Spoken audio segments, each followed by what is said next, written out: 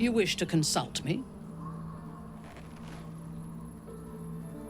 I was the Absolute's dagger. I remember every throat that it held me to, and every drop of blood it forced me to spill. I take no responsibility for the lives I took. I did nothing in the Absolute's name. I was merely a weapon that it wielded.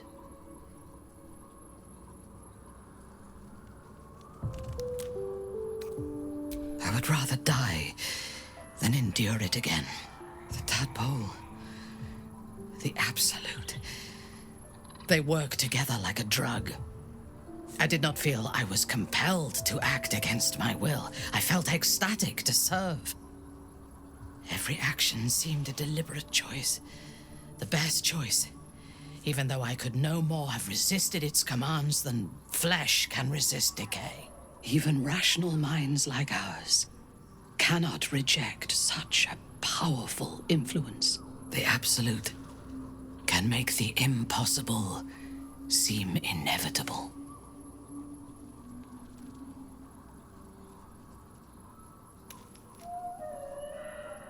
I fought at his side once, shortly after my conversion. Before the battle, he was everything a general should be.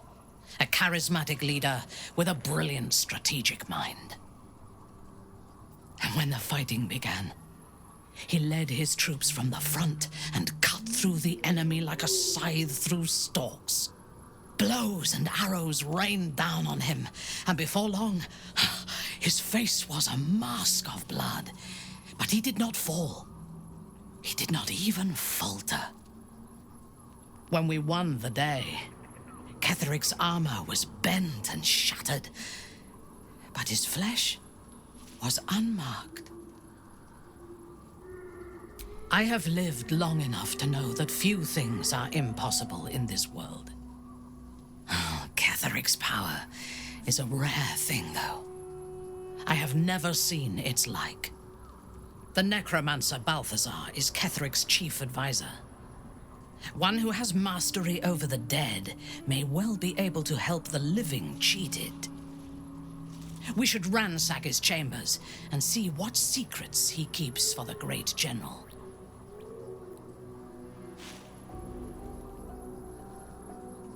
I took up my oath long ago, when I swore bloody vengeance against any who defied Lolth. Now, I myself have sinned against the Spider Queen.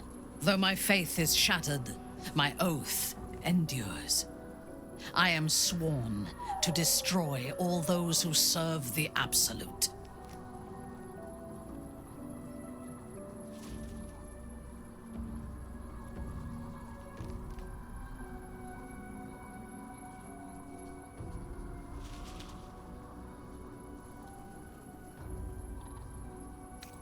It is not noble, it is necessary. If we do not destroy the cultists, they will destroy everything. We are all that stands between this world and annihilation.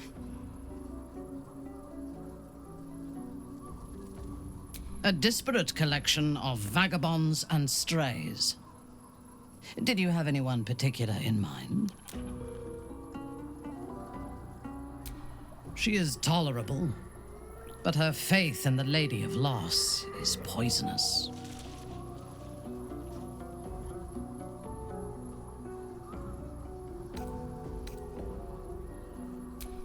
The very concept of Sharan worship is self-indulgent.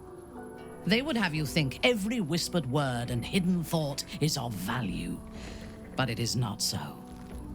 I have performed 1,000 interrogations, squeezing out the most guarded secrets held in heart, mind, and soul. I can tell you this.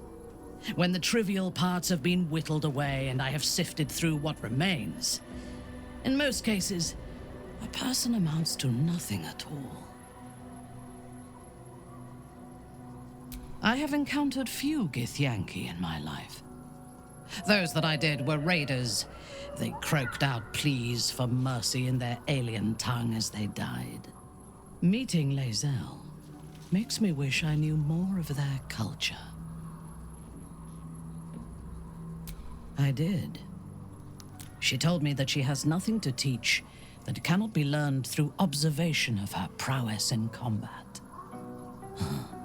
Perhaps she is right.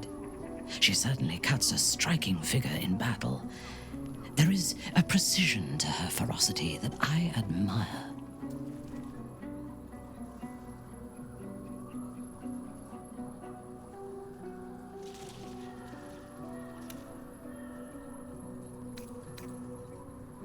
I no longer listen to the whispers of the Spider Queen's web.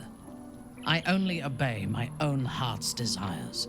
Most Gith do not seem to know their own hearts, nor do they need to. They have strict hierarchies and commitment to a single cause. Some, like Lae'zel, question that cause.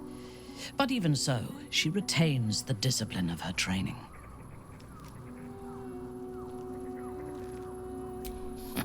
The wizard? No.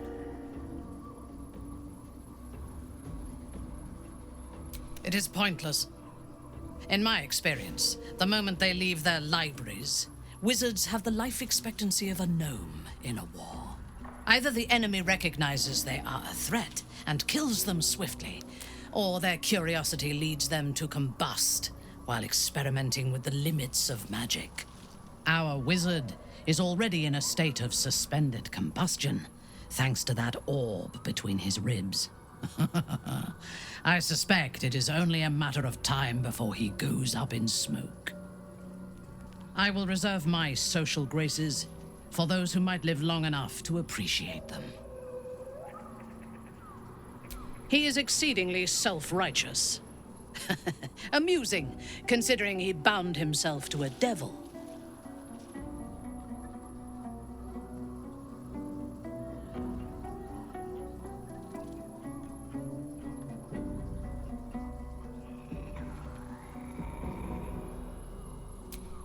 Will doesn't just have blood and dirt on his hands. He has stains on his soul.